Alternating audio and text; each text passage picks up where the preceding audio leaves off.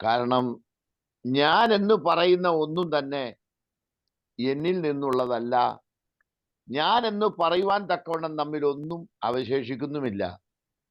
ദൈവം തന്ന ശ്വാസം, ദൈവം തന്ന ജീവൻ, ദൈവം തന്റെ കൈകൊണ്ട് സൃഷ്ടിച്ചുണ്ടാക്കിയ ശരീരം, ദൈവം തന്ന വായു, ദൈവം തന്ന വെള്ളം, ദൈവം തന്ന ഭക്ഷണം, ദൈവം തന്ന മറ്റ് വീട്, കുടുംബം, കുഞ്ഞുങ്ങൾ, ദൈവം തന്ന വസ്തുക്കൾ, ദൈവം തന്ന അവയവങ്ങൾ എല്ലാം ദൈവത്തിൻ്റെതാകയാൽ നാം കൊടുപ്പിൻ അവന് മഹത്വം, കൊടുപ്പിൻ. കൊടുപ്പിൻ അവന് മഹത്വം, കൊടുപ്പിൻ. അല്ലാതെ ദൈവം മഹത്വം എല്ലാം ഞാൻ എടുക്കുകയാണ്, അല്ലെങ്കിൽ എന്നെ നിങ്ങളെല്ലാം മഹത്വപ്പെടുത്തി കൊള്ളണമെന്ന് ദൈവം ആഗ്രഹിക്കുകയല്ല. മറിച്ച് ദൈവം നമുക്ക് എല്ലാം തന്നിട്ട് നമ്മിൽ നിന്ന് ആ മഹത്വം ഓട്ടോമാറ്റിക്കലി ദൈവത്തിങ്കിലേക്ക് ചെല്ലേണ്ടത്. കാരണം മറ്റൊരുത്തനിലും രക്ഷയില്ല. രക്ഷിക്കപ്പെടുവാൻ ആകാശത്തിന് കീഴിൽ മനുഷ്യരുടെ ഇടയിൽ രക്ഷക്കായി നൽകപ്പെട്ട മറ്റൊരു നാമവും ഇല്ല. നമുക്ക് രണ്ടു വാക്കും കൂടി പ്രാർത്ഥിക്കാം. കാരുണ്യവാനായ സ്വർഗ്ഗസ്ഥ പിതാവേ, മാറ്റമില്ലാത്ത ദൈവകൃപയുടെ മറവിൽ ഞങ്ങളെ സൂക്ഷിച്ചു. യാത്രയുടെ മധ്യത്തിലും കഴിഞ്ഞ 8 ദിവസമായി 9ാമത്തെ ദിവസമാണ് കർത്താവേ, അടിയൻ കേരളത്തിന്റെ അങ്ങേയറ്റം മുതൽ അങ്ങേയറ്റം വരെ യാത്ര ചെയ്യുവാൻ സർവകൃപാലുവായ ദൈവം സഹായിച്ചു. കാലാവസ്ഥാ വൈപരീത്യങ്ങളുടെ ഇടയിലും പ്രയാസങ്ങളുടെ നടുവിലും ട്രാഫിക് ജാമിലും ഒക്കെ തിരുക്കരം കൂടെ ഇരുന്ന് ഞങ്ങൾ മടുത്തു പോകാതെ, വീണു പോകാതെ, ക്ഷീണിച്ചു പോകാതെ ഞങ്ങളെ സൂക്ഷിച്ച കൃപകൾക്കായി സ്തോത്രം. കർത്താവെ, വീണ്ടും പ്രിയ സഹോദരന്റെ ഭവനത്തിൽ വന്നെത്തുവാനും സ്വർഗീയ പിതാവെ തക്ക സമയത്ത് അവിടുന്ന് തന്നെ കൃപ നൽകി കർത്താവെ ഇങ്ങനൊരു മീറ്റിംഗിലേക്ക് അങ്ങ് ഞങ്ങളെ വിളിച്ചു കൂട്ടിയിരിക്കാൻ സ്തോത്രം. പ്രിയ സഹോദരന്മാരെല്ലാം ഓർത്ത് സ്തോത്രം ചെയ്യുന്നു. പ്രത്യേക തോമസ് ബ്രദറിനെയും സെബാസ്റ്റ്യൻ ബ്രദറിനെയും ഒക്കെ ഓർത്ത് ദൈവത്തെ സ്തുതിക്കുന്നു. കർത്താവെ, തന്റെ മക്കൾക്ക് കൊടുക്കുന്ന ദൈവകൃപകൾക്കായി ഞങ്ങൾ ഒരുപാട് നന്ദി പറയുന്നു. കർത്താവെ, അങ്ങയുടെ കൃപയുടെ മറവിൽ കാത്തു പാലിക്കണം. ഇന്ന് ഞങ്ങൾ തിരുവചനത്തിന് മുമ്പിലായിരിക്കുമ്പോൾ ഭയത്തോടും വിറയലോടും കൂടെ അത് ചെയ്യുവാൻ ഞങ്ങളെ സഹായിക്കണം. കർത്താവെ, ശബ്ദപരിധിയിൽ കേട്ടുകൊണ്ടിരിക്കുന്ന എല്ലാ മക്കളെയും അങ്ങ് സന്ദർശിക്കണം. പ്രത്യേക കഴിഞ്ഞ ദിവസം ബോംബെയിൽ നിന്ന് വിളിച്ച വിപിൻ സഹോദരനെ, അദ്ദേഹം ഈ മീറ്റിംഗിൽ ഉണ്ടെങ്കിൽ സ്വർഗീയ പിതാവേ അങ്ങ് ഇല്ലെങ്കിലും തിരുമേനി കൃപ നൽകി അനേകരോട് സംസാരിക്കണം. അദ്ദേഹത്തോട് കഴിഞ്ഞ പ്രാവശ്യത്തെ മീറ്റിംഗിൽ സംസാരിച്ച ആ ബാബിലോണിനെ വിട്ടു പോരുവാൻ ആഹ്വാനം ചെയ്തപ്പോൾ അത് അദ്ദേഹത്തിന്റെ ഹൃദയത്തെ സ്പർശിച്ചു എന്ന് അടിയനെ വിളിച്ചറിയിക്കുവാനല്ലോ. തിരുമേനിയുടെ കൃപയുടെ മറവിൽ അങ്ങ് സൂക്ഷിച്ചാട്ടെ. പങ്കെടുക്കുന്ന എല്ലാ മക്കൾക്കായി സ്തോത്രം. അവരെ അനുഗ്രഹിച്ചാട്ടെ. സകല വിധത്തിലും ആത്മീയമായി സ്വർഗത്തിലെ സകല ആത്മീയ അനുഗ്രഹത്താലും അനുഗ്രഹിച്ചാട്ടെ. കർത്താവെ, കൃപ കൂടിയിരുന്നാട്ടെ. ക്രിസ്തു യേശുവിൻ നാമത്തിൽ ഞങ്ങൾ ചോദിക്കുമ്പോൾ കൃപയുണ്ടായി കേട്ട് ഉത്തരമല്ലണം പിതാവേ. ആമേൻ. അപ്പൊ പ്രിയ സഹോദരങ്ങളെ, എല്ലാവർക്കും ക്രിസ്തു യേശുവിലുള്ള സ്നേഹവന്ദനം. ഈ ക്രിസ്തു യേശുവിലുള്ള സ്നേഹവന്ദനം പറയുമ്പോൾ ചിലർ ചോദിക്കുന്നൊരു ചോദ്യം ഇതാ. വർഷങ്ങൾക്ക് മുമ്പ് എനിക്കൊരു ജയിൽ സൂപ്രണ്ടിന്റെ പരിചയമുണ്ടായിരുന്നു. കണ്ണൂർ ജയിൽ സൂപ്രണ്ട് അല്ല, വെൽഫെയർ ഓഫീസർ കുമാരൻ സാറ്. അദ്ദേഹവും ഞാനുമായിട്ട് എഴുത്തുകുത്തുകൾ നടത്തുമായിരുന്നു. അന്ന് ഫോണുകൾ കാര്യമായിട്ട് പ്രചാരത്തിലായിട്ടില്ല. ചില പ്രതികളെ കാണാനും ജാമ്യത്തിലിറക്കാനൊക്കെ പോയതിന്റെ ഫലമായിട്ടുണ്ടായ ബന്ധവും ഞാനൊരിക്കൽ ജയിലിൽ സന്ദർശിക്കാൻ പോയപ്പോൾ ഉള്ള ബന്ധമാണ്. ഒരു ദിവസം അദ്ദേഹത്തിന് ഞാൻ എഴുതിയ കത്തിൽ അദ്ദേഹം ഒരു മറുപടി അയച്ചു. എടോ മോഹൻ നായരെ, തനിക്ക് സ്വന്തം നാമത്തിൽ ഒരു വന്ദനം പറയുവാൻ ഇന്ന് വരെ കഴിഞ്ഞില്ലല്ലോ. സ്വന്തം നാമത്തിൽ ഒരു വന്ദനം പറയുവാൻ ഇതുവരെ കഴിഞ്ഞില്ലല്ലോ. ഈ മനുഷ്യർ വിചാരിക്കുന്നത് അവര് ജീവിക്കുന്നത് അവരിൽ നിന്ന് തന്നെയുള്ള കഴിവ് കൊണ്ടാണ് എന്നാണ്. അതുകൊണ്ടാണ് അവർ സ്വന്തം നാമത്തെയും സ്വന്തം മഹത്വത്തെയും അന്വേഷിക്കുന്നത്. എന്നാൽ ദൈവപുത്രനായ യേശു ഭൂമിയിൽ വന്നിട്ട് അവിടുന്ന് പറഞ്ഞു, ഞാൻ എൻ്റെ മഹത്വമല്ല, എൻ്റെ പിതാവിനെ അത്രയും മഹത്വപ്പെടുത്തുന്നത്. പിതാവ് പുത്രനെ മഹത്വപ്പെടുത്തി, പുത്രൻ പിതാവിനെ മഹത്വപ്പെടുത്തി. ഞാൻ നിന്നെ മഹത്വപ്പെടുത്തിയിരിക്കുന്നു. എന്നാൽ പിതാവ് പുത്രനെയും മഹത്വപ്പെടുത്തി. പ്രിയമുള്ളവരെ, നമുക്ക് സ്വന്തം നാമത്തിൽ വന്ദനം പറയാൻ സാധ്യമല്ല. കാരണം എൻ്റെ ജീവൻ ദൈവത്തിന്റെ കരങ്ങളിലാ. എൻ്റെ ജീവൻ ദൈവത്തിന്റെ വകയാണ്. അതുകൊണ്ട് എനിക്ക് സ്വന്തമായി വന്ദനം പറയുവാൻ കഴിയുകയില്ല. കുമാരസാറിന് ഞാൻ മറുപടി എഴുതി, കുമാരസാറെ, താങ്കൾ ദൈവം തമ്പുരാൻ തന്ന ജീവനങ്ങ് മാറ്റി വെച്ചിട്ട് വന്ദനം പറഞ്ഞാട്ടെ.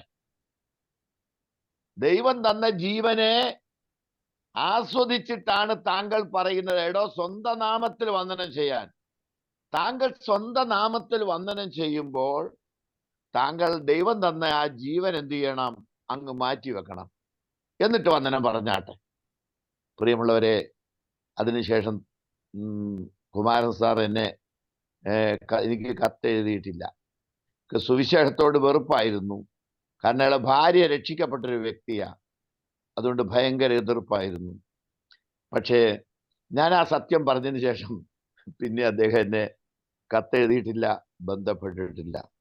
നമുക്കിന്ന് ചിന്തിക്കുവാനുള്ളൊരു കാര്യം ഇതാണ്. ലൂക്കോസ് സുവിശേഷം 17-ാം അധ്യായം അതിൻ്റെ 7-ാമത്തെ വാക്യം മുതൽ 10-ാമത്തെ വാക്യം വരെയുള്ള ഭാഗം. അത് തികച്ചു ഒന്നിച്ച് വായിക്കണ്ട, 7-ാമത്തെ വാക്യം വായിച്ചാട്ടെ. ലൂക്കോസ് 17:7. നിങ്ങളിൽ ആർക്കെങ്കിലും ഉഴുകയോ മേയ്ക്കുകയോ ചെയ്യുന്ന ഒരു ദാസൻ ഉണ്ടെന്നിരിക്കട്ടെ. അവൻ വയലിൽ നിന്ന് വരുമ്പോൾ നീ ക്ഷണത്തിൽ വന്ന് ഊണിനിരിക്കുക എന്ന് അവനോട് പറയുമോ? അല്ല, എനിക്ക് അത്താഴം ഒരുക്കുക, ഞാൻ തിന്നുകുടിച്ച് തീരുവോളം അരകെട്ടി എനിക്ക് ശുശ്രൂഷ ചെയ്യുക, പിന്നെ നീയും തിന്നുകുടിച്ചു കൊള്ളുക എന്ന് പറയുകയില്ലയോ? മതി മതി മതി. 7-ാമത്തെ വാക്യത്തിൽ തുടങ്ങുന്ന ഒരു പ്രത്യേക ഒരു 4 വാക്യങ്ങളേ ഉള്ളൂ. ആ 4 വാക്യങ്ങൾ പറയുന്ന എന്നിട്ട് 7-ാമത്തെ വാക്യം ചെയ്യുകയില്ലയോ? നിങ്ങളിൽ ആർക്കെങ്കിലും ഒഴുകിയോ മേയ്ക്കുകയോ ചെയ്യുന്ന ഒരു ദാസൻ ഉണ്ടെന്നിരിക്കട്ടെ. ഇതിനകത്ത് കർത്താവ് പറയുകയാണ്, ഒരു യജമാനെയും ഒരു ദാസനെയും ആസ്പദമാക്കി കർത്താവ് ഒരു സംഭവം പറയുകയാണ്. നിങ്ങളിൽ ആർക്കെങ്കിലും ഒഴുകിയോ മേയ്ക്കുകയോ ചെയ്യുന്ന ഒരു ദാസൻ ഉണ്ടെന്നിരിക്കട്ടെ എന്ന് പറഞ്ഞാൽ, അന്നത്തെ കാലം 2000 കൊല്ലം മുമ്പ് ഇന്നത്തെ പോലെ ട്രാക്ടറുകളോ ടില്ലറുകളോ യന്ത്രോപകരണങ്ങളോ ഇല്ലാത്ത കാലത്ത് കേവലം മൃഗങ്ങൾ പോലും ആയിരുന്നില്ല ഉഴുകിയോ മേയ്ക്കുകയോ ഒക്കെ ചെയ്തിരുന്നത്. മറിച്ചത് അടിമകളാകുന്ന മനുഷ്യരെ കൊണ്ടാണ് ആ ദൗത്യം ചെയ്തിരുന്നത്.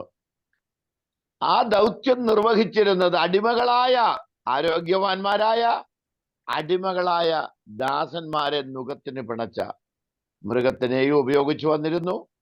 എന്നാൽ അടിമകൾ അന്ന് ധാരാളം ഉള്ളത് കൊണ്ട് അവർ അടിമകളെ ആയിരുന്നു ആ കാര്യത്തിന് ഉപയോഗിച്ചത്.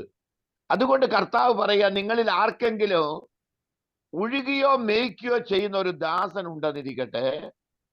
അവൻ വയലിൽ നിന്ന് വരുമ്പോൾ നീ ക്ഷണത്തിൽ വന്ന് ഊണിനിരിക്ക എന്ന് അവനോട് പറയുമോ? ഒരു ചോദ്യമാണ്. പറയുമോ? അന്നത്തെ കാലത്ത് ഒരു യജമാനനും ദാസനും ഉണ്ടെന്നിരിക്കട്ടെ. ദാസൻ രാവിലെ 6 മുതൽ സൂര്യൻ ഉദിക്കുന്നത് മുതൽ സൂര്യൻ അസ്തമിക്കുന്നത് വരെയാണ് അന്നത്തെ പ്രവൃത്തി സമയം.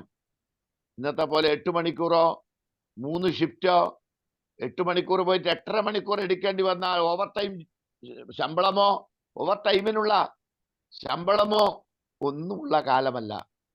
മറിച്ച് രാവിലെ ഉദയത്തിൽ തുടങ്ങിയാൽ അസ്തമാനം വരെ ഇങ്ങനെ ജോലി ചെയ്യുന്ന ഒരു വ്യക്തി കേവല ജോലിക്കാരനല്ല, അടിമയാണ്.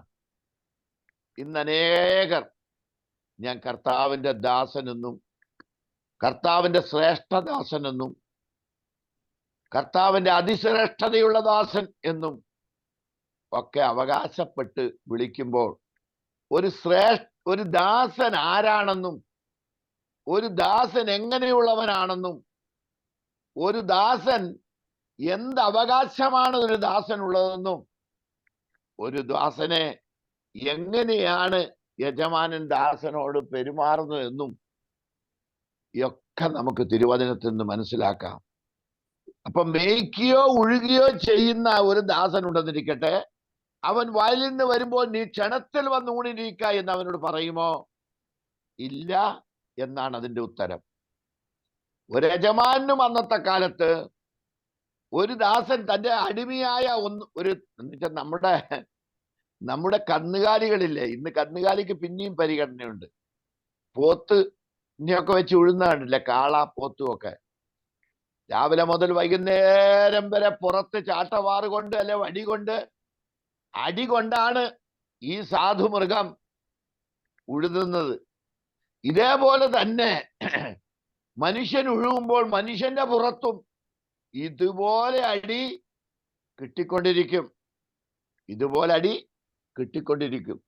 അങ്ങനെ അവൻ ഉഴുതിട്ട് വീട്ടിൽ വരുമ്പോൾ യജമാനൻ വേഗം അവനോട് പറയുകയാണ്, നീ വന്ന് വേഗം ഭക്ഷണത്തിന് ഇരുന്നാട്ടെ. പ്രിയമുള്ളവരെ, അങ്ങനെ സംഭവ്യമല്ല. നമ്മൾ ചിലർ ചിന്തിക്കുന്നത് നാം ക്രിസ്തുവിന്റെ ദാസരായി തീർന്നു കഴിഞ്ഞാൽ ഒരുപാട് അംഗീകാരത്തിന് യോഗ്യരാണ് എന്നാണ്, ഒരുപാട് പ്രശംസയ്ക്ക് യോഗ്യരാണ് എന്നാണ്. ഞാൻ പറയുന്നത് ശ്രദ്ധിച്ച് കേൾക്കണം.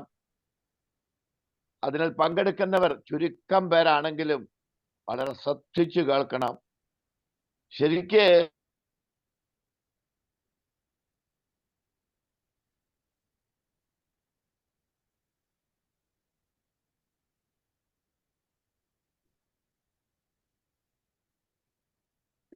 കഷ്ടങ്ങളേറിടിലും എനിക്ക് ഹലോ ഓക്കെ ഹലോ പറഞ്ഞോളൂ. അപ്പോ നമ്മളെ പ്രശംസിക്കണം എന്ന് നാം ചിന്തിക്കുന്നു. ഞാൻ വർക്ക് ചെയ്യുന്നത് കൊണ്ട് എന്നെ അംഗീകരിക്കണം എന്ന് ചിന്തിക്കുന്നു.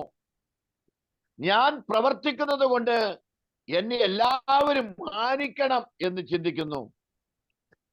ഒരു സഹോദരൻ ഒരിക്കൽ എന്നോട് ഇങ്ങനെ പറഞ്ഞു, ഞാനൊരു സഹോദരനെ കുറിച്ച് പറഞ്ഞു, ആ മനുഷ്യൻ നല്ലൊരു ഭക്തനാണ്. അപ്പൊ അദ്ദേഹത്തിന്റെ വീട്ടിൽ ഈ കേട്ട മനുഷ്യൻ ഒരു ദിവസം പോയി. അയാൾ 7 കൊല്ലമായി വിശ്വാസത്തിൽ നിൽക്കുന്നെങ്കിലും ഇപ്പം വിശ്വാസത്തിൽ സ്ഥിരപ്പെടാത്ത ഒരാളാണ്. പേര് ചോദിക്കരുത്, പറയില്ല. ആ മനുഷ്യൻ പോയിട്ട് വന്നതിന് ശേഷം എന്നോട് പറഞ്ഞു, അവരുടെ വീട്ടിൽ ചെന്നിട്ട് എന്നെ അയാളുടെ ഭാര്യ അരമണിക്കൂർ ആ വേലിയും പിടിച്ച് മുറ്റത്ത് നിർത്തി. എന്നോട് കയറി ഇരിക്കാൻ പറഞ്ഞില്ല, എനിക്ക് ചായ വേണോ എന്ന് ചോദിച്ചില്ല. കാരണം അദ്ദേഹം അവിടെ ഉണ്ടായിരുന്നില്ല. ആ സ്ത്രീ ഒരു മാനസാന്തരപ്പെട്ട സ്ത്രീ അല്ല. ഈ അരമണിക്കൂറൊന്നും അയാൾ നിന്നില്ല, കേവലം 5 മിനിറ്റോ മറ്റേ നിന്നുള്ളൂ. പക്ഷെ അയാൾ അതിനെ അരമണിക്കൂർ എന്ന് പറഞ്ഞു. എന്നിട്ട് എന്നോട് അമർഷത്തോടെ പറഞ്ഞു, ഇതാണോ സാമാന്യ മര്യാദ? ഇതാണോ സാമാന്യ മര്യാദ? പ്രിയമുള്ളവരെ, നാം മാനിക്കപ്പെടാൻ എന്ത് യോഗ്യതയാണ് നമുക്കുള്ളത്? ഒന്ന് ചിന്തിച്ചു നോക്കുക. നാം മാനിക്കപ്പെടാൻ നമുക്ക് എന്ത് യോഗ്യതയാണുള്ളത്? നാം ബഹുമാനിക്കപ്പെടുവാൻ നമുക്ക് എന്ത് യോഗ്യതയാണുള്ളത്?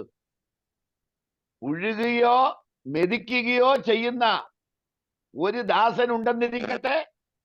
അവൻ രാവിലെ മുതൽ 6 മണി മുതൽ വൈകുന്നേരത്ത് 6 മണി വരെ അധ്വാനിച്ചിട്ട് കയറി വരുമ്പോൾ അവനോട് ക്ഷണത്തിൽ ഭക്ഷണത്തിനിരിക്ക എന്ന് പറയുമോ എന്നാ തിരുവചനം ചോദിക്കുന്നത്. എന്ന് പറഞ്ഞാൽ അവനോട് ഭക്ഷണത്തിനിരിക്ക എന്ന് പറയുകയില്ല. അപ്പൊ നിങ്ങൾ ചോദിക്കും, ഈ 6 മണി മുതൽ വൈകുന്നേരം 6 മണി വരെ 12 മണിക്കൂർ, അന്ന് 1-ാം മണിയായിട്ടാ തുടങ്ങുന്നത്. 12-ാം മണി നേരം കർത്താവ് 11-ാം മണി നേരം എന്നുള്ളൊരു കഥ പറഞ്ഞിട്ടുണ്ടല്ലോ. 12-ാം മണി നേരം 12 മണിക്കൂർ ഒരു വെയിലത്ത് അധ്വാനിച്ച് കാളയെപ്പോലെ അധ്വാനിച്ച ആ മനുഷ്യനോട് ഭക്ഷണം കഴിക്കുക എന്നല്ല യജമാനൻ പറയുന്നത്. യഥാർത്ഥ അടിമ ഉടമ ബന്ധത്തിന്റെ ആഴമൊന്ന് നാം മനസ്സിലാക്കി കഴിഞ്ഞാൽ നമ്മുടെ എല്ലാ പരാതി അവസാനിക്കും. പ്രിയ ദൈവമക്കളെ, പ്രിയ ദൈവിക ശുശ്രൂഷകരെ, നമ്മുടെ സകലമാന പരാതികളും അവസാനിക്കും. സകലവിധ ചോദ്യങ്ങളും അവസാനിക്കും. കാരണം യഥാർത്ഥ അടിമ ആരാണെന്നും യഥാർത്ഥ ഉടമ ആരാണെന്നും ശരിക്കും ആ യജമാനനെ മനസ്സിലാക്കി കഴിഞ്ഞാൽ, എന്നാൽ ഇന്ന് അനേകർക്ക് വേണ്ടുന്നത് അംഗീകാരമാണ്. അംഗീകാരമാണ്. ഞാൻ തൊട്ട് മുമ്പേ, ഈ മീറ്റിംഗ് തുടങ്ങുന്ന മുമ്പേ, തോമസ് മാഷിന്റെ ആദ്യകാലത്ത് ചില പ്രസംഗങ്ങളുടെ വരികൾ കേൾക്കുകയായിരുന്നു. നാം പ്രശംസിക്കരുത്. പ്രശംസിക്കുന്നുവെങ്കിൽ കർത്താവിൽ പ്രശംസിക്കാം. ധനവാൻ തന്റെ ധനത്തിൽ പ്രശംസിക്കരുത്. ഞാൻ പലപ്പോഴും പറയുന്നതാ. ജ്ഞാനി തന്റെ ജ്ഞാനത്തിൽ പ്രശംസിക്കരുത്. ബലവാൻ തന്റെ ബലത്തിലും പ്രശംസിക്കരുത്. ഈ മൂന്നും കഴിഞ്ഞാൽ പിന്നെ കാര്യമായിട്ടൊന്നുമില്ല. ധനവും ബലവും ഇതൊക്കെ കഴിഞ്ഞാൽ, മാനവും എല്ലാം കഴിഞ്ഞാൽ പിന്നെ കാര്യമായിട്ടൊന്നും ഇല്ല. ശരിക്കു പറഞ്ഞാൽ ദൈവവചനം പറയുകയാണ്, പ്രശംസിക്കുന്നവൻ കർത്താവിൽ പ്രശംസിക്കട്ടെ.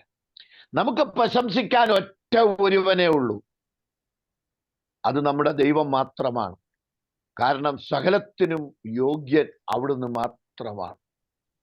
നമുക്ക് ആ ദാസനെ പോലെ 6 മണി മുതൽ 6 മണി വരെ 12 മണിക്കൂർ കഠിനാധ്വാനം ചെയ്ത് കയറി വരുന്ന മനുഷ്യനെ ഇനി നീ വിശ്രമിക്ക എന്നോ ഭക്ഷണം കഴിക്ക എന്നോ എന്നൊന്നുമല്ല പറയുന്നത്. എന്ന് വെച്ചാൽ നമ്മൾ ഇത് കേൾക്കുമ്പോൾ മനസ്സിലാക്കണം, ഈ അതിശ്രേഷ്ഠതയുള്ള ദാസൻ, അത്യുന്നതനായ ദാസൻ, റൈറ്റ് റവറൻസ്, മോസ്റ്റ് റവറൻസ്, ഇപ്പോൾ ഡോക്ടർ റവറൻസ്, ഇപ്പോൾ റവറവ ഡോക്ടർ.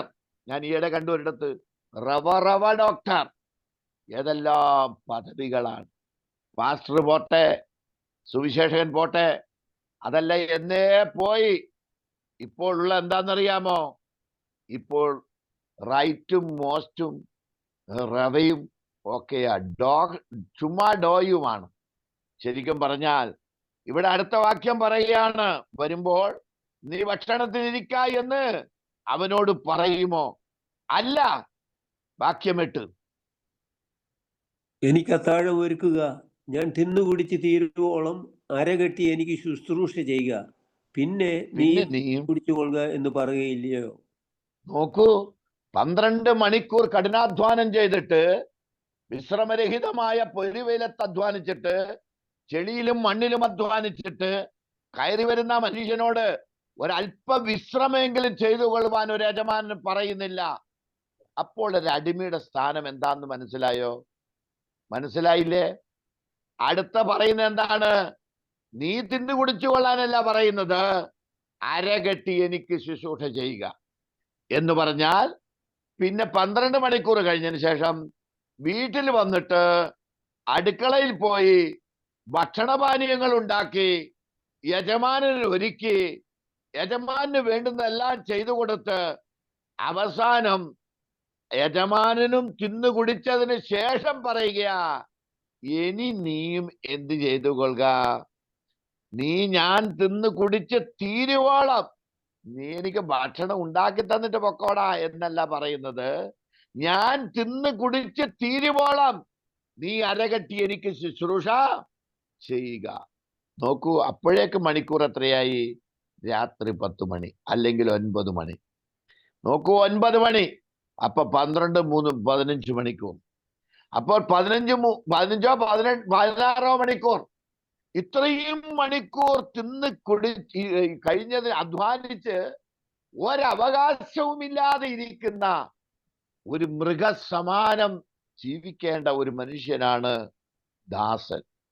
അതിനുശേഷമേ യജമാന്റെ വായിൽ നിന്ന് വരുന്നുള്ളൂ, ഇനി പോയി നീയും തിന്ന് കുടിച്ചുകൊള്ളുക.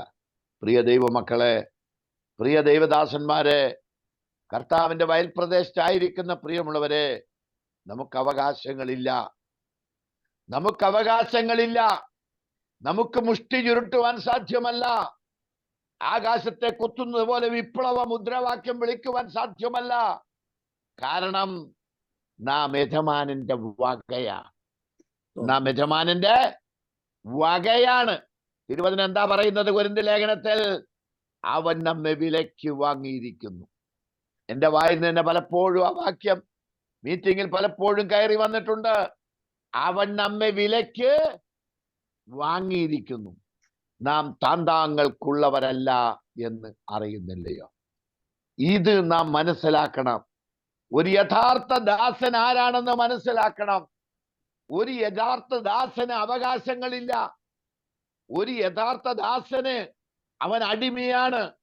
അവന് സ്വയം പണം സമ്പാദിക്കാൻ സാധ്യമല്ല.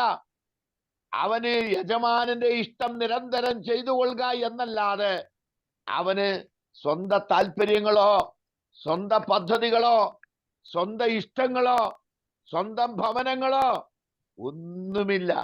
നാം ശ്രേഷ്ഠതയേറിയ ഒരുപാട് ദാസന്മാരെ ബൈബിളിൽ കാണാം. അതിലൊരാളായിരുന്നു അബ്രഹാമിന്റെ ദാസനായ എലിയാസാർ. എലിയാസാർ യജമാനന്റെ ദാസനാണ്. എലിയാസാറിന് വീടുണ്ടായിരുന്നു. എലിയാസാറിന് ഒരുപടി നന്മകൾ ഉണ്ടായിരുന്നു. അതിൻ്റെ താഴെ ഒരുപാട് ദാസന്മാരുണ്ടായിരുന്നു. അവൻ മുഖ്യ കാര്യസ്ഥനായിരുന്നു. യജമാന്റെ സകല കാര്യം നോക്കി നടത്തിയവനായിരുന്നു. യജമാന് തത്തുല്യമായ ഒരുപാട് കാര്യങ്ങൾ അവനുണ്ടായിരുന്നു. പക്ഷെ അപ്പോഴും അവൻ ആരാണ്? അടിമയാണ്. ലാസറിന്റെ ഇദ്ദേഹത്തിന്റെ ഓരോ വാക്കുകളും ശ്രദ്ധിച്ചറിയാം. ഇസ്ഹാക്കിന് വേണ്ടി ഒരു ഭാര്യ അന്വേഷിക്കുവാൻ പോയപ്പോൾ എന്റെ യജമാനന്റെ അടുക്കലേക്ക് എന്നെ അയക്കണമേ. പ്രാർത്ഥിക്കുമ്പോ പറയാണ്, എന്റെ യജമാനന് മകന് വേണ്ടി ഒരു സ്ത്രീയെ അന്വേഷിക്കാൻ അങ്ങനെ ഇവിടം വരെ കൂട്ടിക്കൊണ്ടു വന്നു. ഇപ്പോൾ ഇതാ അടിയൻ ഇവിടെ എത്തിയിരിക്കുന്നു. അടിയന്റെ യാത്രയെ സഫലമാക്കിയോ എന്നറിയാൻ അടിയൻ യജമാന്റെ ദൈവത്തോട് പ്രാർത്ഥിക്കുന്നു. പ്രിയമുള്ളവരെ, സകലവും യജമാനുള്ളത്. അതുകൊണ്ട് അവൻ സകലവും അവനിൽ നിന്നും സകലവും അവനാലും സകലവും അവങ്കലേക്കും ആകുന്നുവല്ലോ. റോമാലേഖനം നമുക്ക് ആ വാക്യം അറിയാം. റോമാലേഖനത്തിൽ ആ വാക്യം നമുക്കറിയാം. സകലവും അവനിൽ നിന്നോ സകലവും അവനാലും സകലവും അവങ്കലേക്കും ആകുന്നുവല്ലോ. നോക്കൂ 11-ാം അധ്യായം 11-ാം അധ്യായം റോമാലേഖനം 11-ാം അധ്യായം അതിന്റെ അവസാനം പറയുക, ദൈവം എല്ലാവരുടെ കടന്ന് ദൈവത്തിന്റെ ധനം, അതിന്റെ 33, ദൈവത്തിന്റെ ധനം, ജ്ഞാനം, അറിവ് എന്നിവിടാഴമേ, അവന്റെ ന്യായവിധികൾ എത്ര അപ്രമേയവും അവന്റെ വഴികൾ എത്ര അഘോചരവുമാകുന്നു. കർത്താവിന്റെ മനസ്സറിഞ്ഞവനാർ, അവന് മന്ത്രിയായിരുന്നവനാർ, അവന് വലതും മുമ്പേ കൊടുത്തിട്ട് പ്രതിഫലം വാങ്ങുന്നവനാർ, സകലവും അവനിൽ നിന്നും അവനാലും അവങ്കിലേക്കും ആകുന്നുവല്ലോ. അവന് എന്നേക്കും മഹത്വം. ആമേൻ. ആർക്കാണ് മഹത്വം? അവന്. സകലവും അവനിൽ നിന്നാണ്, സകലവും അവനാലാണ്, സകലവും അവങ്കലേക്കാണ്. അവന് മഹത്വം എന്നേക്കും. ആമേൻ. നോക്കൂ, ഇങ്ങനെ ഒരു മഹാദൈവത്തെയാണ് പ്രിയമുള്ളവരെ നാം അനുസരിക്കാൻ, സേവിക്കാൻ, അവിടുത്തെ ഇഷ്ടം ചെയ്യുവാൻ വിളിക്കപ്പെട്ടിരിക്കുന്നത്. എന്നാൽ ഇന്ന് ക്രിസ്തീയ ഗോളം എവിടെ എത്തിയിരിക്കുന്നു? ഒരു മനുഷ്യൻ ഒരു വാക്ക് പറഞ്ഞാൽ പോയാൽ ക്ഷമിക്കുവാൻ തയ്യാറല്ല. അവൻ എന്നെ മാനിച്ചില്ല. എന്താ മാനിക്കുക എന്ന് പറഞ്ഞാൽ? ഞാൻ ചോദിക്കട്ടെ, ഈ ദാസൻ എന്ത് മാന്യതയാണുള്ളത്? ചിലർ പറയും എന്നെ കുറവാക്കി. ഞങ്ങളെ മലബാർ ഭാഷയിൽ പറഞ്ഞാൽ പറയും കുറവാക്കി. ഞാൻ അല്പം തമാശകരത്തിൽ ഇങ്ങനെ പറയും, നീ കൂടുതലുള്ളത് കൊണ്ടല്ലേ കുറവാക്കിയത്. ശരിയല്ലേ സഹോദരങ്ങളെ? നമ്മൾ കൂടുതൽ എന്തോ ആണെന്ന് ധരിച്ചു വശായത് കൊണ്ടല്ലേ എന്നെ കുറവാക്കി എന്ന് പറയുന്നത്. നാം കുറവായിരുന്നു എങ്കിൽ നാം ആരെങ്കിലും ഈ പദം ഉപയോഗിക്കുമോ? ഇനി എന്നെ കൊച്ചാക്കി, ഞങ്ങളുടെ നാട്ടിൽ കുറവാക്കി എന്നാണ് പറയുക. നിങ്ങളുടെ നാട്ടിൽ പറയുന്നത് എന്താണ്? എന്നെ കൊച്ചാക്കി. അവനെന്നെ കൊച്ചാക്കി. നീ ആരാ സ്നേഹിത? നീ ആരാ?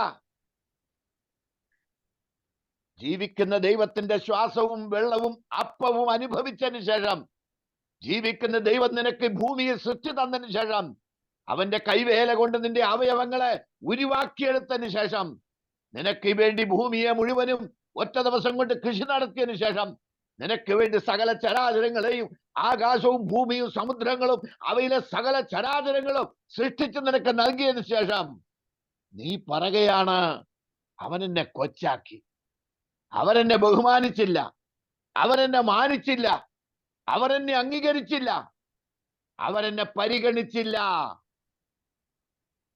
നമ്മൾ കൊച്ചാണ്, നമ്മൾ കൊച്ചാണ്, നമ്മൾ ചെറുതാണ്, നമുക്ക് പ്രശംസിക്കാനില്ല, നമുക്ക് യാതൊന്നും പ്രശംസിക്കാനില്ല. നമ്മൾ 1000 കൊല്ലം ഭൂമിയിൽ ജീവിച്ചിരുന്നിട്ട്, മിഷണറി ആയിരുന്നിട്ട്, പ്രവർത്തിച്ചിട്ട്, ആയിരക്കണക്കിന് 10,000-കണക്കിന് ആത്മാക്കളെ ഉണ്ടാക്കിയാലും നാം ആരാണ്? ചെറിയവരാണ്, നാം എളിയവരാണ്, നാം മെതിക്കുകയോ ഉഴുകയോ ചെയ്യുന്ന ദാസനാണ്.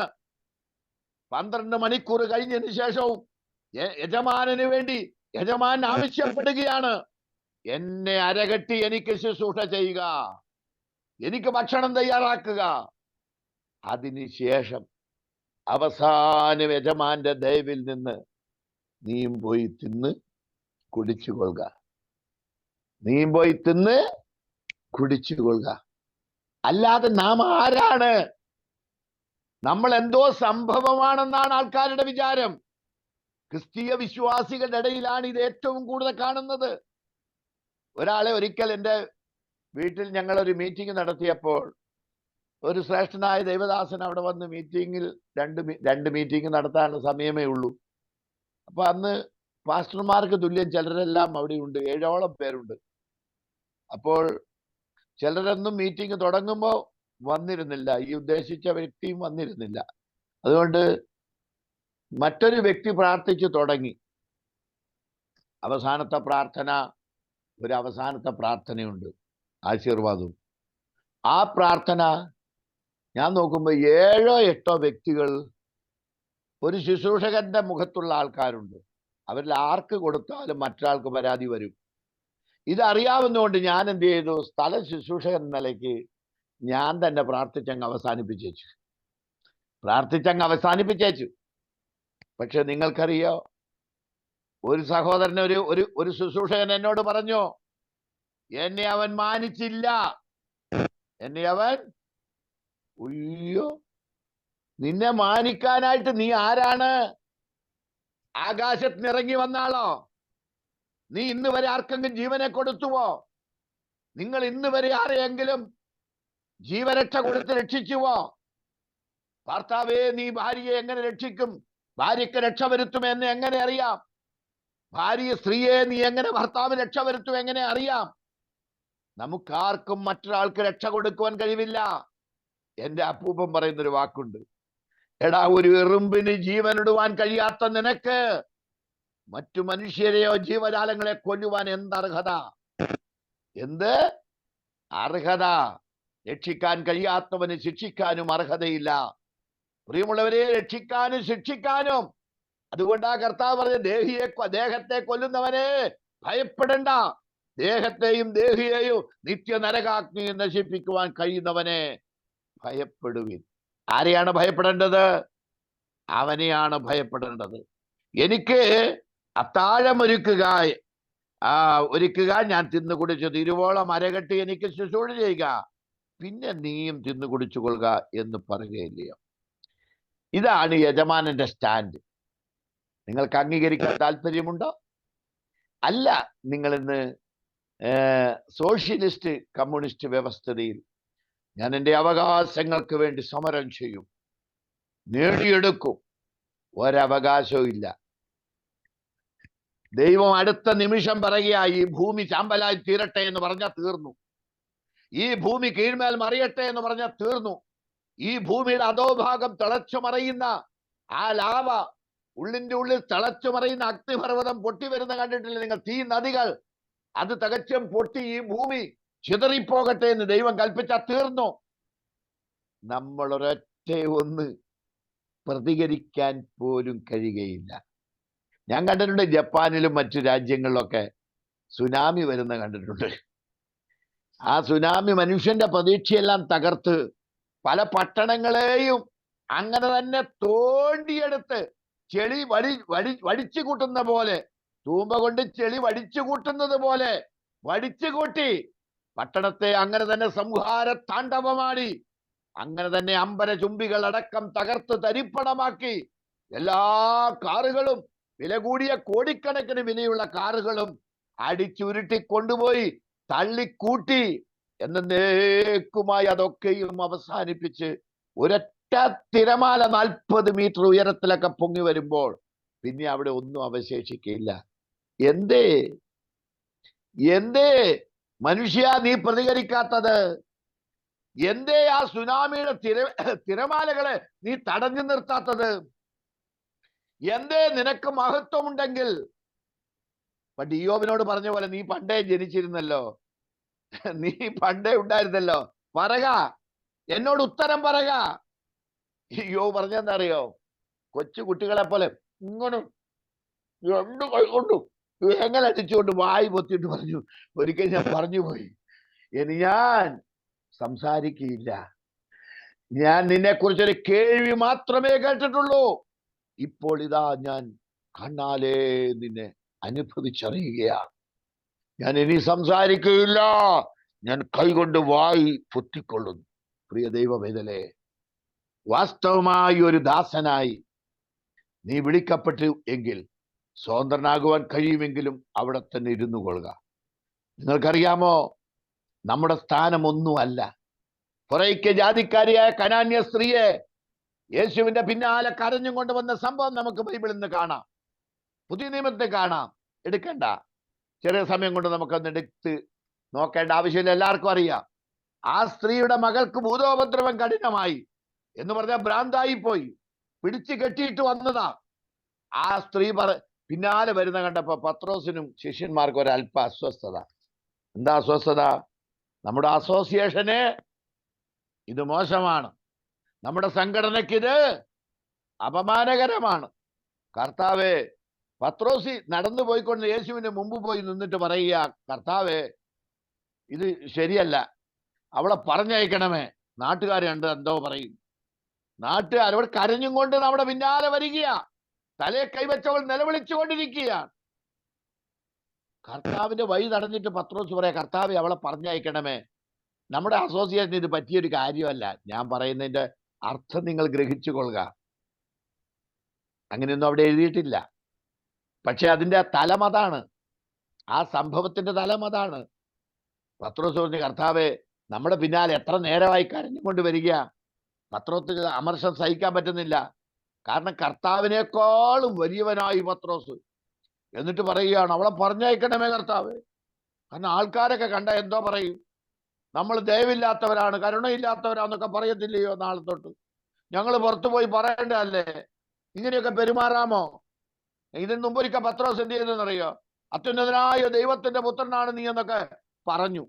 അടുത്ത ദിവസം കർത്താവ് പറഞ്ഞു, ഞാൻ അവരാൽ ക്രൂശിക്കപ്പെടും, ഞാൻ കഷ്ടം സഹിക്കണം, മനുഷ്യപുത്രൻ കഷ്ടം സഹിക്കണം, അവർ അവനെ തല്ലുകയും കൊല്ലുകയും ചെയ്യും, അവനെ വിധിക്കും, അവനെ കൊന്നുകളയും എന്നൊക്കെ പറഞ്ഞപ്പോ കർത്താവിന് ദൂരത്തോട്ട് പിടിച്ചോണ്ട് പോയി.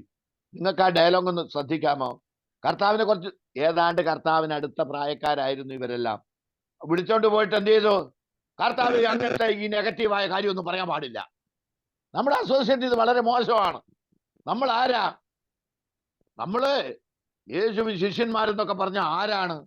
അതുകൊണ്ട് കർത്താവെ നീ അങ്ങനെയൊന്നും പറയാൻ പാടില്ല, മരിക്കണമെന്നോ? ഞങ്ങളിവിടെ ദൈവരാജ്യം സ്ഥാപിക്കുമെന്ന് പറഞ്ഞ് കാത്തിരിക്കുക മശിഹ, അപ്പോഴാ മരിക്കുന്ന കാര്യം പറയുന്നത്. ഇങ്ങനെ നെഗറ്റീവായിട്ടൊന്നും പറയാൻ പാടില്ല. കർത്താവ് എന്താ അവനെ വിളിച്ചേ?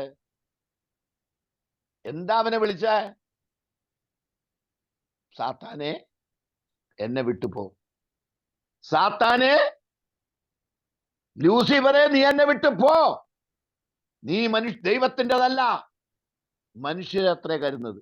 ഈ ഫൊറൈക്ക ജാതിക്കാരിയായ കനാന്യ സ്ത്രീയോട് തിരിഞ്ഞു നിന്ന് യേശു പറയുകയാണ് പത്രോസിനോട്, പത്രോസേ, മക്കൾക്കുള്ള അപ്പം എടുത്ത് നായ്ക്കുട്ടികൾക്ക് ഇട്ടുകൊടുക്കുന്നത് വിഹിതമല്ല. മക്കൾക്കുള്ള അപ്പം നായ്ക്കുട്ടികൾക്ക് ഇട്ടുകൊടുക്കുന്ന വിഹിതമല്ല. എന്താ യേശു വിളിച്ചത് ആ സ്ത്രീയെ? നായ്ക്കുട്ടി. നായുമല്ല. നിങ്ങൾ കണ്ടില്ലേ, ഞാൻ ഈ പോകുന്ന വഴിയിലൊക്കെ ഇഷ്ടം പോലെ കണ്ട്. കാരുണ്യഭവനിൽ അവിടെ പത്തനംതിട്ട ചെന്നപ്പോ ഒരു നാല് നായ്ക്കുട്ടികൾ ഒരു നായി പ്രസവിച്ച് കിടക്കുന്നു. ആ ആ അവിടെ കാർ ഷെഡിന്റെ സൈഡിൽ പ്രസവിച്ച് കിടക്കുന്നു. നല്ല ഉരുണ്ട കുട്ടികൾ. നായുമല്ല, പൃങ്ങാണി പോലത്തെ കിർമാണി പോലത്തെ നായ്ക്കുട്ടികൾ. എന്ന് പറഞ്ഞ ആദ്യം മക്കൾക്ക് തൃപ്തി വരട്ടെ, ശേഷം നായ്ക്കുട്ടികൾക്ക്. ആ സ്ത്രീ പറഞ്ഞ വാക്കെന്താ? യജമാനെ, നായ്ക്കുട്ടികളും യജമാന്റെ മേശയിൽ നിന്ന് വീഴുന്ന അപ്പനുറുക്കുകളെ തിന്നുന്നുവല്ലോ. ഇന്ന് നിങ്ങൾ ആരെങ്കിലും നായെന്ന് വിളിച്ചാലോ, നിങ്ങൾ ആരെങ്കിലും പിശാചെന്ന് വിളിച്ചാലോ, കഴുത്തിന് മേലെ തലയുണ്ടോ നോക്കിയാൽ മതി.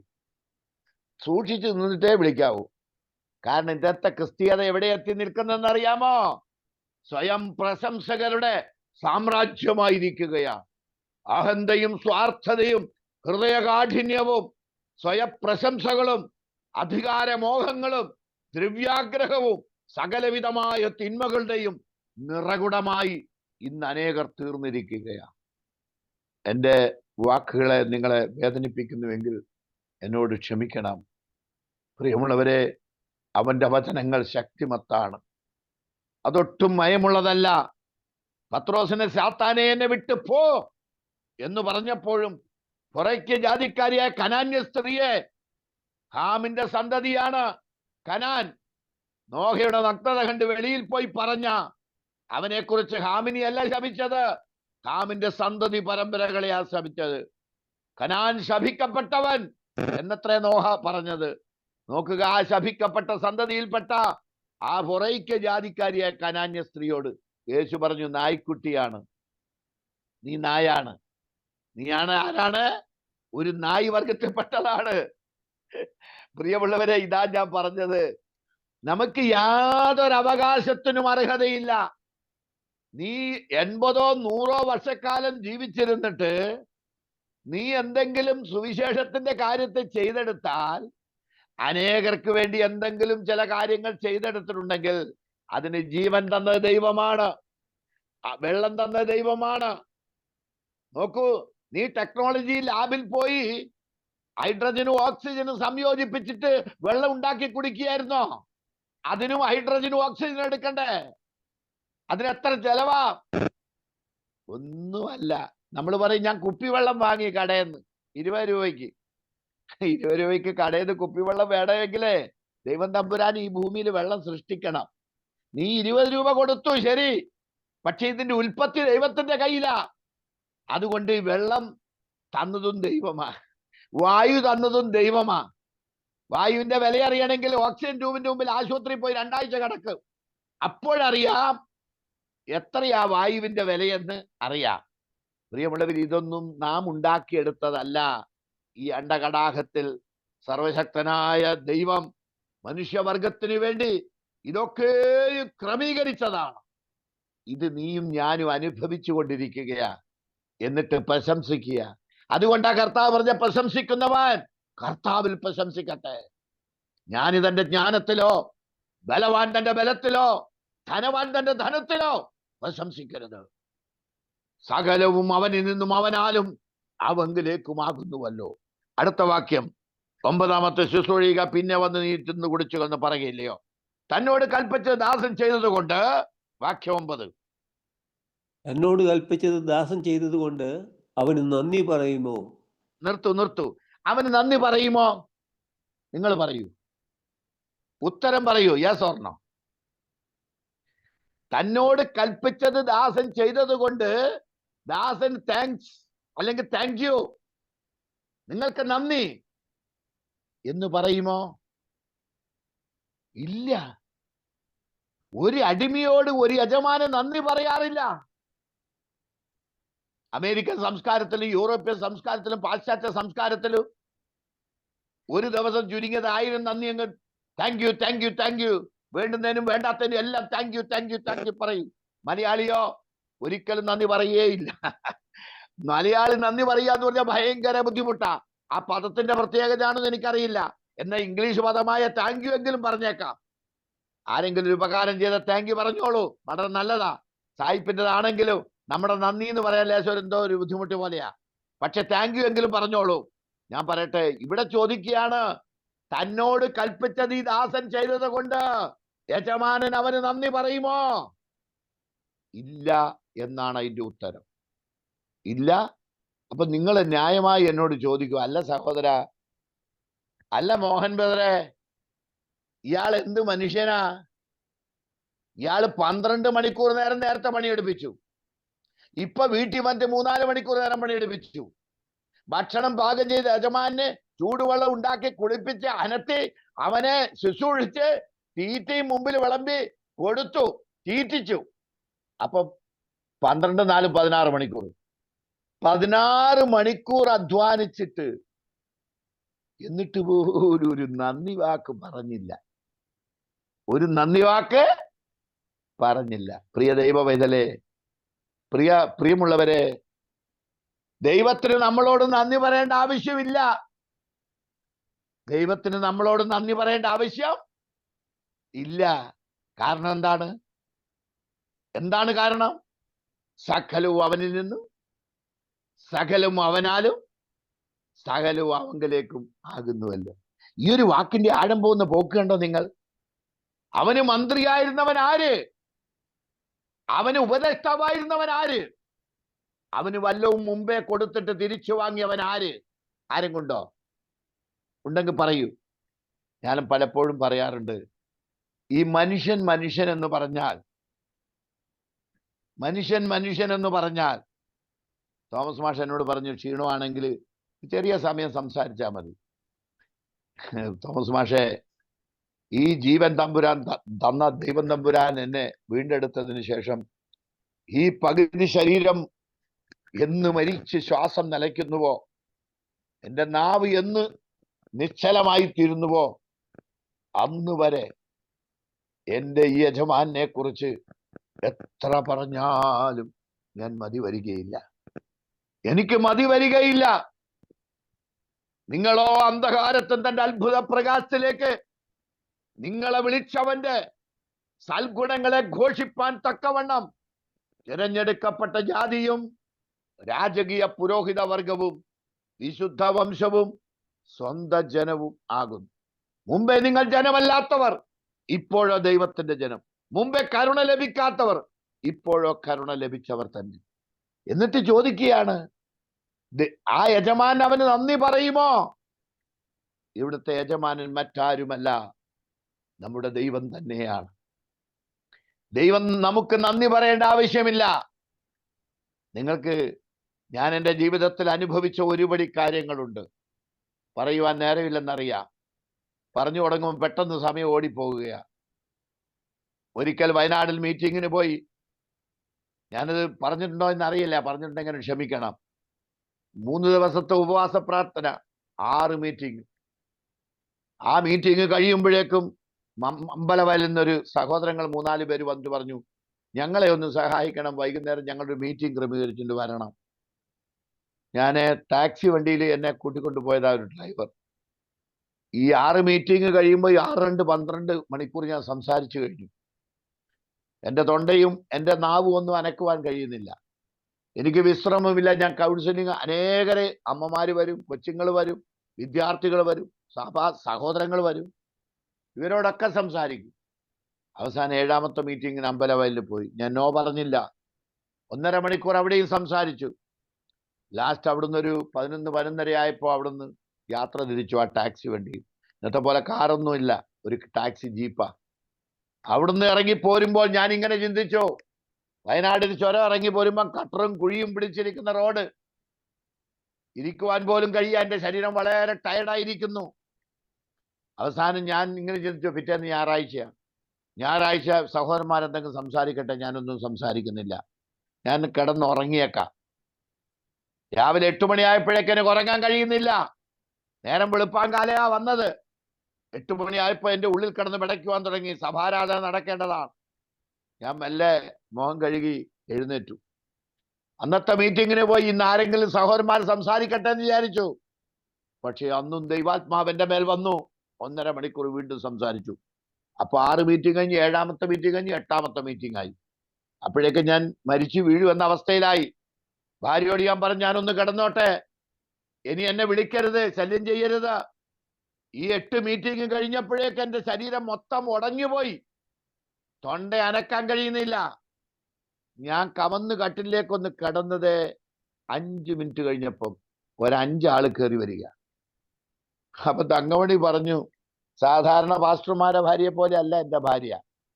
അവള് പറഞ്ഞു, അയ്യോ പാവം, മീറ്റിങ്ങിനൊക്കെ പോയി വന്ന് മടുത്ത് നാവൊന്നും അനക്കാൻ വയ്യ, തൊണ്ടയും വയ്യ, കിടക്കുകയാണ്. സാധാരണ പാസ്റ്റർമാരെ ഭാര്യയാണെങ്കിൽ ഉൾമുറിയിൽ ബെഡ്റൂമിൽ AC റൂമിൽ വിശ്രമിക്കുന്ന പാസ്റ്റർ മാന്യദ്ദേഹത്തെ കുറിച്ച് ചോദിച്ചാൽ ഇങ്ങനെ പറയും, അയ്യോ അദ്ദേഹം അമേരിക്കയിൽ നിന്ന് ഇന്നലെ രാത്രി വന്നതേ ഉള്ളൂ, വിമാനത്തിൽ യാത്ര ചെയ്ത ക്ഷീണമാ, വിശ്രമിക്കുകയാണ്. കാണാൻ പറ്റത്തില്ല. പക്ഷേ ഇവര് വന്ന് പറഞ്ഞു, അപ്പൊ പറയാ എന്റെ ഭാര്യയോട്, ഇയാള് മരിക്കാൻ ശ്രമിച്ച് ഞങ്ങൾ കൂട്ടിക്കൊണ്ടുവരിക മോഹൻ ബ്രദറിന്റെ അടുക്കലേക്ക്, എന്തെങ്കിലും സംസാരിച്ചാൽ ഇയാൾ രക്ഷപ്പെട്ടെങ്കിൽ ആട്ടെ. അപ്പോൾ എന്റെ ഉള്ളിൽ വന്ന DL മോഡിയുടെ കഥയാ. DL മോഡി ഒരാളോട് സുവിശേഷം പറയാൻ, ഹോട്ടൽ ബോയിയോട്, റൂം ബോയിയോട് സുവിശേഷം പറയാൻ പറഞ്ഞിട്ട് മാറി നിന്ന് എന്റെ ശരീരത്തിന്റെ കഷ്ടത കൊണ്ട് ഞാൻ ഒന്ന് വിശ്രമിച്ചോട്ടെ കർത്താവേ എന്ന് പറഞ്ഞു. 5 മണിക്ക് പോയി പറയാമെന്ന് പറഞ്ഞു. പക്ഷെ അന്ന് രാത്രി 3 മണിക്ക് അദ്ദേഹം ആത്മഹത്യ ചെയ്തു. അന്ന് 3 മണിക്ക് അദ്ദേഹം ആത്മഹത്യ ചെയ്തു. 3 പ്രാവശ്യം പരിശുദ്ധാത്മ പറഞ്ഞിട്ട് അദ്ദേഹം ജഡത്തിന്റെ ബലഹീന നിമിത്തം ചെയ്തില്ല. അന്ന് DL മോഡി എഴുതി തന്റെ അനുഭവ ജീവിതത്തിൽ, ഞാൻ 7 ദിവസം പ്രസംഗിച്ചത് ദൈവസ്നേഹത്തെ കുറിച്ചാണ്, ഒരിറ്റ് ദൈവസ്നേഹം എന്നില്ല എന്ന് മനസ്സിലായി. നിങ്ങൾക്കറിയാമോ, ഞാൻ ഈ എന്റെ ബോധ മനസ്സ് എഴുന്നേൽക്കാൻ കഴിയുന്നില്ല. ഉപബോധ മനസ്സിന് ഈ ശബ്ദം കേൾക്കുകയാണ്, ഈ മനുഷ്യൻ നഷ്ടപ്പെട്ടു പോയാൽ അതിന്റെ ഉത്തരവാദി നീ ആയിരിക്കും.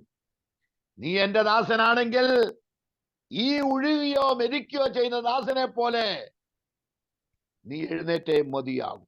ഞാൻ എഴുന്നേറ്റ് 2.5 മണിക്കൂർ അവരോട് സംസാരിച്ചു. അപ്പോ 9ാമത്തെ പ്രസംഗം 10ാമത്തേതുമായി. ഈ കഴിഞ്ഞ അവസാനം പ്രാർത്ഥിച്ചവരെ പറഞ്ഞയക്കുമ്പോൾ ദൈവാത്മാവിനോട് പറഞ്ഞു, ഇനി നീ ഉറങ്ങി ആശ്വസിച്ചു കൊള്ളുക, ഒരാഴ്ച നിന്റെ അടുക്കലേക്ക് ആരെയും ഞാൻ അയക്കുകയില്ല. പ്രിയമുള്ളവരെ, യേശു ഒരിക്കൽ ശിഷ്യന്മാരോട് പറഞ്ഞു, അല്പം വേറിട്ട് പോയി ആശ്വസിച്ചു കൊള്ളുവിൻ. കാരണം എപ്പോഴും ജനബാഹുല്യം കൊണ്ട് അവരുടെ കൂട്ടായ്മ 10,000-കണക്കിന് ജനം തിക്കിക്കൊണ്ടിരിക്കുന്ന അവസ്ഥയാ. ആ ശിഷ്യന്മാർക്കും അല്പസ്വല്പ അസ്വസ്ഥതയും ബുദ്ധിമുട്ടൊക്കെ വന്നു. അപ്പോൾ യേശു പറഞ്ഞു, നിങ്ങൾ അല്പം വേറിട്ട് പോയി എന്ത് ചെയ്യുക? ആശ്വസിച്ചു കൊള്ളുക. എന്റെ കർത്താവ് ഒരാഴ്ചത്തേക്ക് 2 ദിവസം ഉറങ്ങിക്കഴിഞ്ഞപ്പോൾ എന്റെ ക്ഷീണം പോയി. ദൈവാത്മാവിനോട്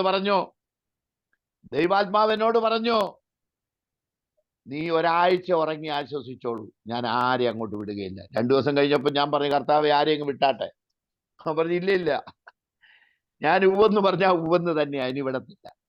പ്രിയ ദൈവമക്കളെ, ഒരു ദിവസം കൊണ്ട് രൂപപ്പെട്ട് വരുന്നതല്ല നമ്മൾ ആരും. 1 മണിക്കൂർ കൊണ്ട് ആകാശം ഇടിഞ്ഞു വന്നതല്ല. ഒരു ദിവസം ലോട്ടറി അടിച്ച പോലെ ഉണ്ടായവരല്ല. ഒരുപാട് ഇന്നെന്റെ ഭാര്യ വിളിച്ചപ്പോ എനിക്ക് ക്ഷീണം, ആ ട്രാഫിക്കിലൊക്കെ പെട്ട് ക്ഷീണാവസ്ഥയിലായി, കാലൊക്കെ നീര് വെച്ചു, നടുവും പുറമൊക്കെ വല്ലാതെ ബലഹീനമായി, അടി പൊട്ടി. പക്ഷെ ഞാൻ നിങ്ങളോട് പറയട്ടെ, എന്റെ ഭാര്യയോട് പറഞ്ഞപ്പോ എന്റെ ഭാര്യ പറഞ്ഞു, നിങ്ങൾ ആളാരാന്ന് എനിക്കറിയാം. 2 മണിക്കൂർ കടന്നു കഴിഞ്ഞ പോലെ 4 മണിക്കൂർ കടന്നു കഴിഞ്ഞാൽ നിങ്ങൾ പറയും, ഇനിയും കുഴപ്പമൊന്നുമില്ല, ഞാൻ ശക്തനായി. എന്നെ ശക്തനാക്കുന്നതിന് മുഖാന്തരം ശക്തനായി.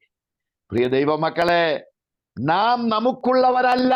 ഈ വാക്യം വീണ്ടും കയറി വരുന്നു. നാം നമുക്കുള്ളവരല്ല. ഇന്ന് ക്രിസ്തീയ ലോകം ഇതെല്ലാം മറക്കുകയാ.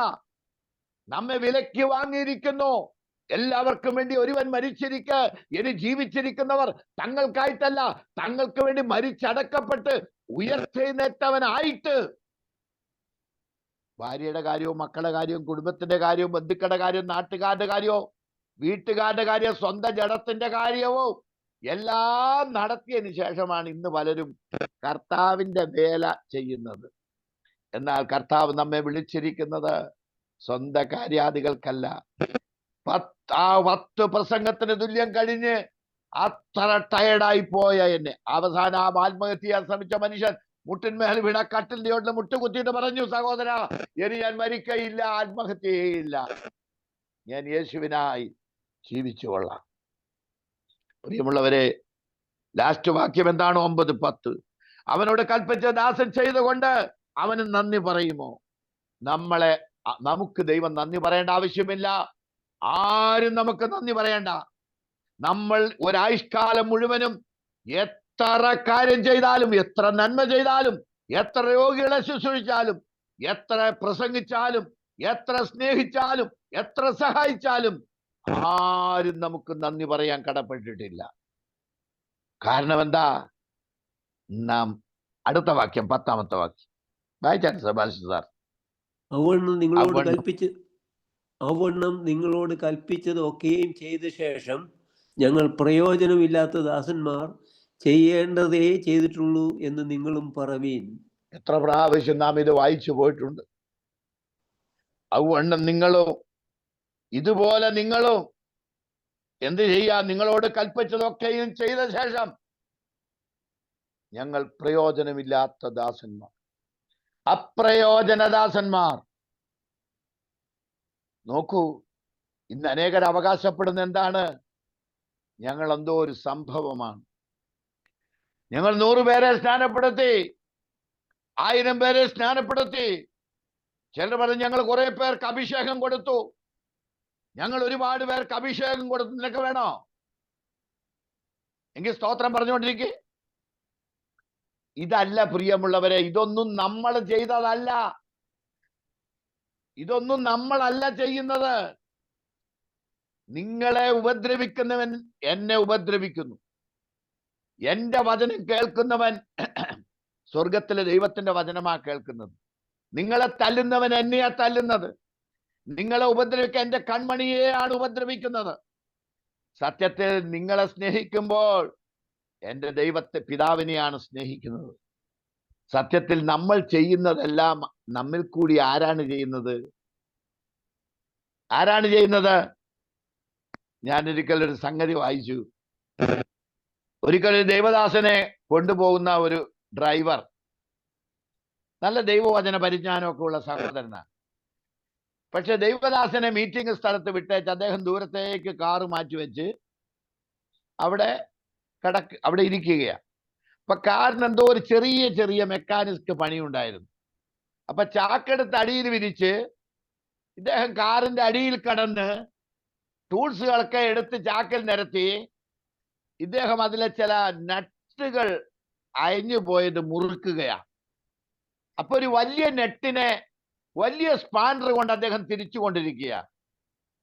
പെട്ടെന്ന് അദ്ദേഹം ഒരു ദർശനം കാണുകയാണ്. ചെറിയ സ്പാനർ അവിടുന്ന് പരാതി പറയുന്നു. ചാക്കലെല്ലാം നിരത്തി വെച്ചിട്ടുണ്ട്, അയാൾ മലന്ന് കിടക്കുകയാ. വലിയ നെട്ട് മുറുക്കിക്കൊണ്ടിരിക്കുക. അപ്പൊ ചെറിയ സ്പാനർ പറയുക, എന്നെ ഉപയോഗിക്കാത്ത എന്താ? എന്നെയും കൂടെ എന്നെ ഉപയോഗിക്കാത്ത എന്താ എന്ന് ചോദിക്കുക. പെട്ടെന്ന് ഇയാൾ പറഞ്ഞുപോയി, ഈ സ്പാനർ തിരിച്ചുകൊണ്ടിരുന്ന ഡ്രൈവറായ ഫിറ്റർ പറഞ്ഞുപോയി, നീ പിടയ്ക്കാതെ അവിടെ ഇരിക്കും, നിന്റെ സമയം വരും. ഞാൻ നിങ്ങളോട് പറയാം, ഒരു 8ന്റെ നെട്ട് അല്ലെ 8ന്റെയോ 9ന്റെയോ 10ന്റെ നെട്ട് തിരിക്കാൻ 24ന്റെ സ്പാനർ കൊണ്ട് വല്ല പ്രയോജനമുണ്ടോ? ഞാൻ നിങ്ങളുടെ അടുത്തായിരുന്നെങ്കിൽ നിങ്ങളെ കൊണ്ട് മറുപടി ചോദിച്ച് പറയുമായിരുന്നു. എനിക്കതാണ് ഇഷ്ടം. 10ന്റെ നെട്ട് തിരിക്കാൻ, 10ാം നമ്പർ നെട്ട് തിരിക്കാൻ 24ന്റെ സ്പാനർ ഉപയോഗശൂന്യമാണ്. എന്നാൽ 24ന്റെ സ്പാനർ നെട്ട് തിരിക്കുവാൻ 10ന്റെ സ്പാനർ കൊണ്ട് അസാധ്യമാണ്. ഞാനിതൊക്കെ ചെയ്തിട്ടുള്ളത് കൊണ്ട് പറയുകയാണ്. പെട്ടെന്ന് അയാൾക്ക് മനസ്സിലായി ഇതൊരു ദർശനമാണ്. ഈ ഡ്രൈവറിന്റെ ഉള്ളിൽ ഒരു ചിന്ത വന്നു, ഈ ദൈവദാസൻ പ്രസംഗിക്കുമ്പോൾ എന്നെ ആരും പ്രസംഗിക്കാൻ വിളിക്കുന്നില്ലല്ലോ, എന്നെ ആരും പ്രസംഗിക്കാൻ അനുവദിക്കുന്നില്ലല്ലോ, ഞാനൊന്നും ഒരു ഡ്രൈവറായിട്ട് ഇങ്ങനെ ഇയാളെ കൊണ്ട് നടക്കുകയാണല്ലോ എന്ന ഒരു ചിന്ത ഇദ്ദേഹത്തിന് വന്നു. ഇതിന്റെ ഉത്തര ദൈവാത്മാവി സ്പാനറിൽ കൂടി എന്ത് ചെയ്തത്? കഴുതനെ കൊണ്ട് സംസാരിപ്പിക്കും, ദൈവം സ്പാനറിനെ കൊണ്ട് സംസാരിപ്പിക്കും. അതിന് ദൈവത്തിന് കഴിയും, ദൈവത്തിന് കഴിയും. അന്ന് അയാൾ മനസ്സിലാക്കി, ഞാനൊരു ചെറിയ സ്പാനറാണ്, ഞാനൊരു ചെറിയ സ്പാനറാണ്. ആ ചെറിയ സ്പാനർ അപ്പോൾ വലിയ സ്പാനർ പറയുകയാണ്, എന്താണ്, നിന്റെ അവസരം വരും, അപ്പോൾ നിന്നെ ഞാൻ ഉപയോഗിക്കും.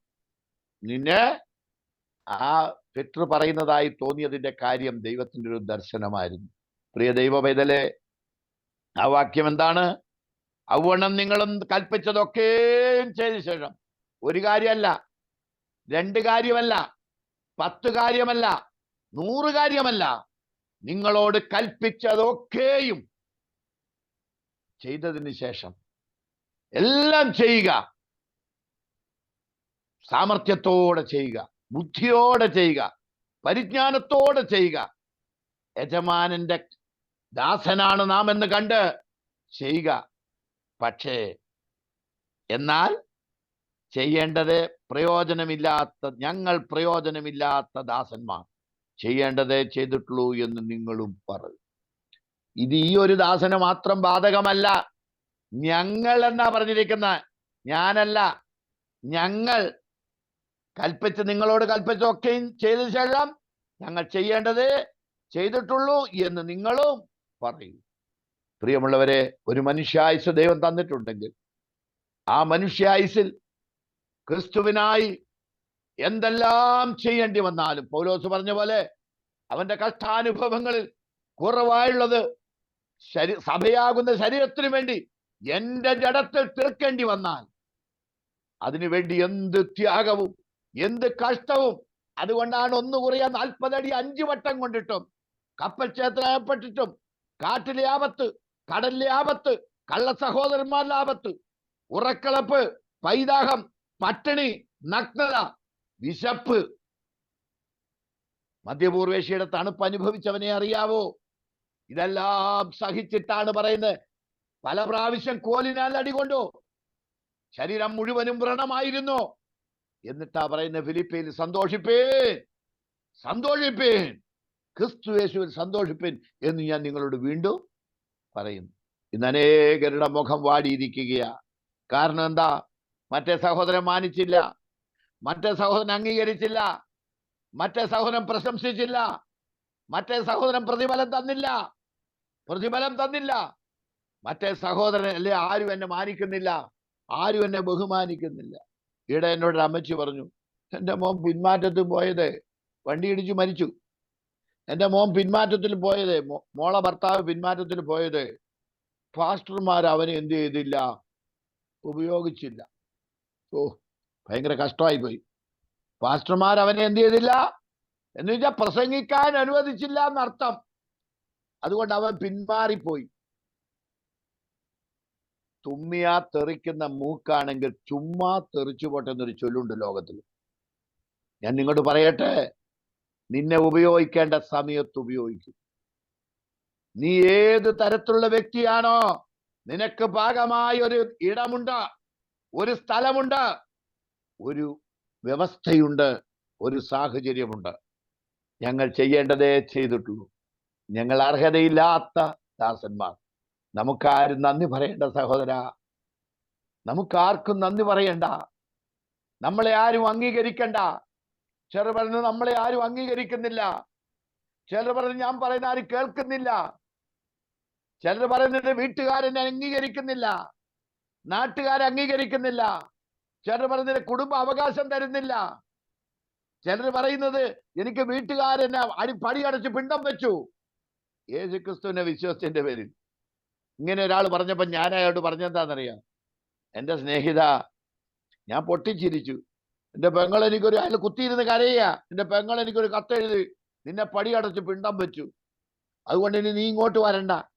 ഞാൻ പറഞ്ഞു, എൻ്റെ സഹോദര, നീ രക്ഷപ്പെട്ടു. നീ കുത്തിയിരുന്ന് കരയുക, നീ എന്താനന്ദം, എനിക്കെന്താനന്ദം, പ്രിയ യേശുവിൻ കൂടെയുള്ള വാസം. എനിക്ക് നൃത്തം ചെയ്യാൻ പറ്റത്തില്ല, ദാവീദ് പോലെ നടനമാടാൻ പറ്റത്തില്ല, കാരണം ഇരിപ്പാണല്ലോ. അതുകൊണ്ടാണ് ഞാൻ ഇങ്ങനെ നൃത്തം ചെയ്യുന്നത്.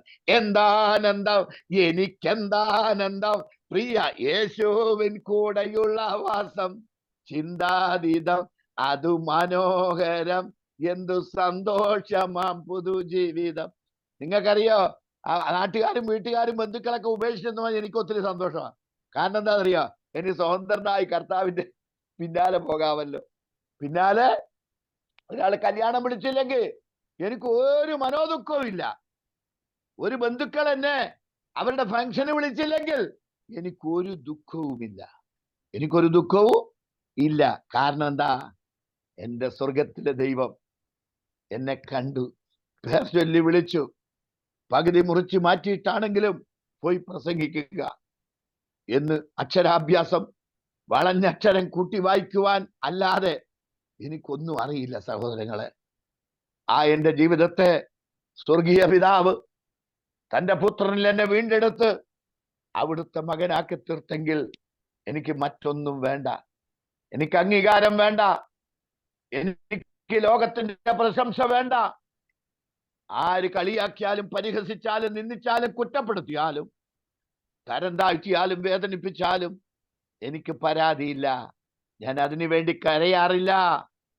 കരയുന്നത് എൻ്റെ കുറവുകളെ ഓർത്തും, എൻ്റെ വീഴ്ചകളെ ഓർത്തും, എൻ്റെ പരാജയത്തെ ഓർത്തും, എനിക്ക് അത്രത്തോളം ഒന്നും എത്താൻ കഴിയുന്നില്ലല്ലോ എന്നോർത്തുമാണ്. അതുകൊണ്ട് നാം അപ്രയോജനദാസന്മാർ. ഹല്ലേലൂയ. നാം അപ്രയോജനദാസന്മാർ. നിങ്ങളും പറയുമോ? ഈ വചനം എത്ര പേർ കേട്ടു എന്ന് എനിക്കറിയില്ല. നിങ്ങളും പറയുമോ, ഞാൻ അപ്രയോജനദാസന്മാർ, ചെയ്യേണ്ടതേ ചെയ്തിട്ടുള്ളൂ എന്ന് പറഞ്ഞാൽ എന്നിൽ നിക്ഷിപ്തമായിരിക്കുന്ന ഒരടിമ എന്ന നിലയ്ക്ക് എന്നിൽ അവിടുന്ന് അർപ്പിച്ചിരിക്കുന്ന, അല്ലെങ്കിൽ അവിടുന്ന് എന്നിൽ നിന്ന് പ്രതീക്ഷിക്കുന്നത് അത് മാത്രമേ ഞാൻ ചെയ്തിട്ടുള്ളൂ. അല്ലാതെ എനിക്ക് പ്രശംസയും വേണ്ട, അംഗീകാരവും വേണ്ട, ശ്രേഷ്ഠതയും വേണ്ട, ഒന്നും വേണ്ട. ഇതിനായിട്ടാണ് പ്രിയ ദൈവവേദലേ യേശു ഈ താണലോകത്തേക്ക് ഇറങ്ങി വന്നത്. നമുക്ക് ദൈവത്തെ മഹത്വപ്പെടുത്താം, പ്രാർത്ഥിക്കാം. കാരുണ്യവാനായ സ്വർഗസ്ഥ പിതാവേ, നിത്യനും പരിശുദ്ധനുമായ അങ്ങയുടെ മാറ്റമില്ലാത്ത വചനം അടിയന്റെ ഹൃദയത്തിൽ അങ്ങ് സംസാരിച്ചത് കൊണ്ട് സ്തോത്രം. അടിയന് അതുപോലെ ഒട്ടും വെള്ളം ചേർക്കാതെ, ഒട്ടും മനുഷ്യ മഹത്വം നോക്കാതെ, മനുഷ്യന്റെ മുഖം നോക്കാതെ അടിയത് പങ്കിട്ട് ചുരുക്കം പേരാണ് കർത്താവെ അത് കേട്ടിട്ടുള്ളത്. എന്നാൽ അങ്ങ് മഹത്വം എടുക്കണമേ. അങ്ങ് മാത്രമാണ് മഹത്വത്തിന് യോഗ്യൻ. ഞങ്ങൾ അർഹതയില്ലാത്ത ദാസന്മാർ. ഞങ്ങൾക്ക് നന്ദി പറയേണ്ട ആവശ്യമില്ല കർത്താവെ. ഞങ്ങളെ ആരും മാനിക്കേണ്ട ആവശ്യമില്ല. ഞങ്ങൾക്ക് പ്രധാന സീറ്റ് തരേണ്ട ആവശ്യമില്ല. ഞങ്ങൾക്ക് സ്റ്റേജുകളിൽ വലിയ അംഗീകാരം ആവശ്യമില്ല.